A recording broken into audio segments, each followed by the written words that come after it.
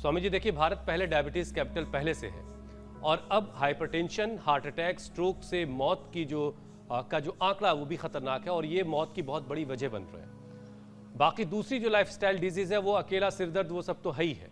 अब ऐसे में स्वामी जी 100 साल वाला जो दावा आप कर रहे हैं कि हम भी उस तरफ बढ़ सकते हैं, ये होगा कैसे पॉसिबल? तो उस दिशा में आगे बढ़ने के लिए सबसे पहले जरा शुगर और बीपी को काबू में करिए। हाँ, जैसे मैंने प्रारंभ में ही कहा, श्रेय ने अपनी इंसुलिन बंद कर दी। बीपी, शुगर और वेट का मैंने रोहन गांधी का बड़ा एग्जांपल दिया। मंडूकासन या योग मुद्रासन, पद्मासन में बैठ के या वज्रासन में बैठ के आगे झुकना, खीरा, करेला, टमाटर का जूस और मधुनाशिनी मधुग्रिट। और ये मंडूकासन 5 से 10 मिनट एक ही अभ्यास, मंडूकासन या योग मुद्रासन कर लें और सीधे बैठ करके सुखासन में, वज्रासन में, पद्मासन में ऐसे पैर खोल करके ऐसे ऐसे ही घूम गए। इससे पूरा लीवर, स्प्लीन, इंटेस्टाइन, पेनक्रियास पूरे एक्टिवेट हो जाते हैं। ऐसे यो ऐसे ऐसे। और पवन मुक्तासन ये तो बहुत ही जबरदस्त है। ये लीवर के लिए, स्प्लीन के लिए, इंटेस्टाइन के लिए, पेनक्रियास के लिए, पेट के लिए, कॉन्स्टिपेशन के लिए, कोलाइटिस के लिए, इनफर्टिलिटी के लिए और एक जनरल हेल्थ के लिए, जिनकी नाभि धरण डिगी रहती है उनके लिए भी 1-2 मिनट ऐसे लगातार। ऐसे ही कपालभाति के साथ उत्तान पादासन। और फिर बीपी की रही बात, बीपी के लिए ये रिलैक्स होने के लिए अभ्यास जो है आज थोड़ा बताया कि इसको 25-50 बार करेंगे तो जिनके मोटे मोटे कुल्ले हैं, नितंब हैं, वो भी एकदम हल्के हो जाएंगे। लोअर बैक पेन तो पूरा ही खत्म हो जाएगा। ऐसे थोड़ा ऐसे ऐसे लुढ़का लें, एक तरफ गर्दन, दूसरी तरफ ऐसे पैर, और मुक्तावटी लौकी के जूस के साथ ले ली। तो अब करोड़ों लोगों ने अपने बीपी की, शुगर की दवाइयाँ बंद करके आयुर्वेद पर शिफ्ट हो गए और फिर धीरे धीरे आयुर्वेद की भी दवाइयाँ बंद हो जाती हैं।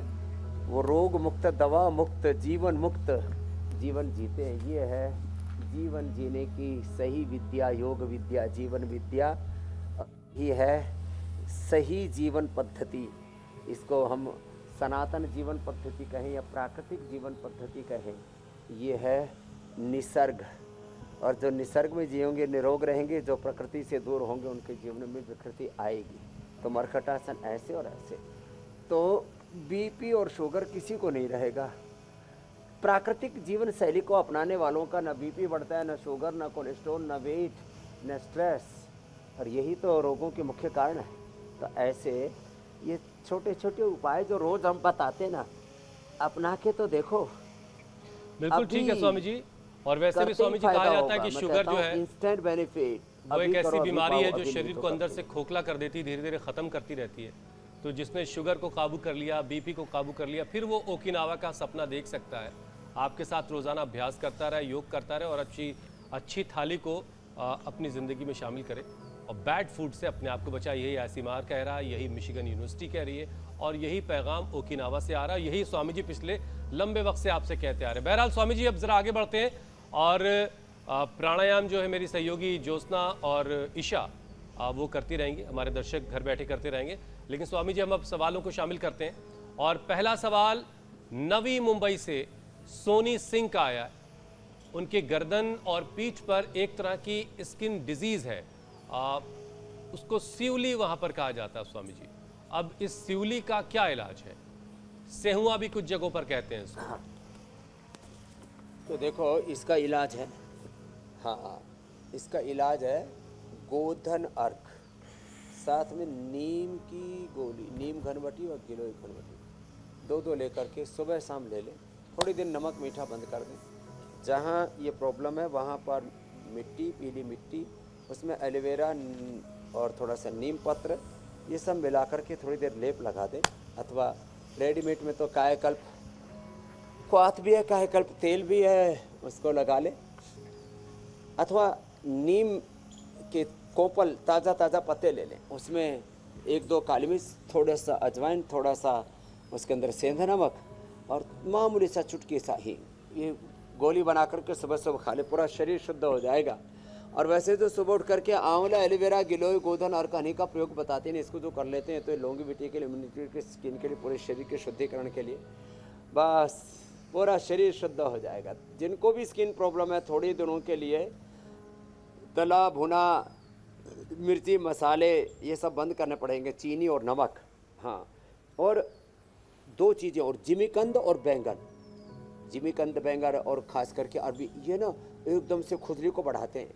अगला प्रश्न ले लीजिए जी। चमड़ी ऐसी हो जाएगी जैसे छोटे बच्चे की है।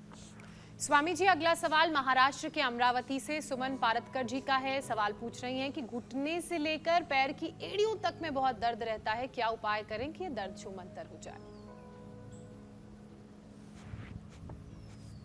चल, दर्द छुमंतर हो जाएगा। एक तो ये करेंगे ऐसे, तो ये है हमारे सुमन जी से लेकर के सबका जीवन पुष्प खिलेगा।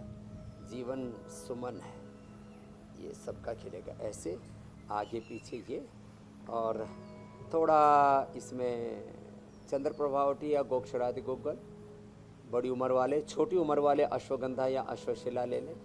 और शरीर के पोषण के लिए अश्वगंधा शतावर तो सब घरों में होना चाहिए। छोटी उम्र में तो सुबह दही, दोपहर छाछ, रात को दूध। बड़ी उम्र में भी दूध सभी ले सकते हैं, थोड़ा हल्दी शिलाजीत डाल करके। तो ये घुटनों से लेकर के एड़ी तक कोई भी दर्द नहीं रहेगा। किसी किसी को पेट में भी लंबे समय तक गड़बड़ी रहने से, विटामिन B12 के कारण से भी पैरों में क्रैम्प्स आना या दर्द आने की शिकायत रहती है, तो बस वो एलोवेरा, गिलोय, पारिजात, निर्गुंडी, सहजना, मोरिंगा इसको पीना शुरू कर दिया ना, तो पूरा दर्द गायब। अगला प्रश्न आप ले लीजिए। स्वामी जी, अगले प्रश्न से पहले मेरा एक प्रश्न है। अंकुरित आम इतने नीचे नीचे दिखाई दे रहे हो स्वामी जी, ये अभी पके नहीं है या बहुत पहरे में है?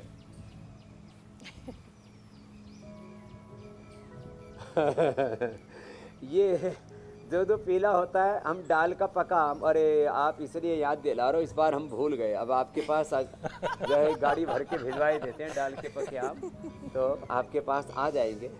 तो तो जो है भूल सुधार कर लेते हैं। डाल का पका हुआ आम जो है ना, ये मसाले के आम, सब चीज़ें आजकल सब चीज़ों में मिलावट आ गई है। अनाज में, जो है गेहूं में, चावल में, शाक सब्जियों में, फलों में, और इससे ज़िंदगी जो है व्यक्ति की वो नर्क बन गई है। इसको तो बचाना ही पड़ेगा।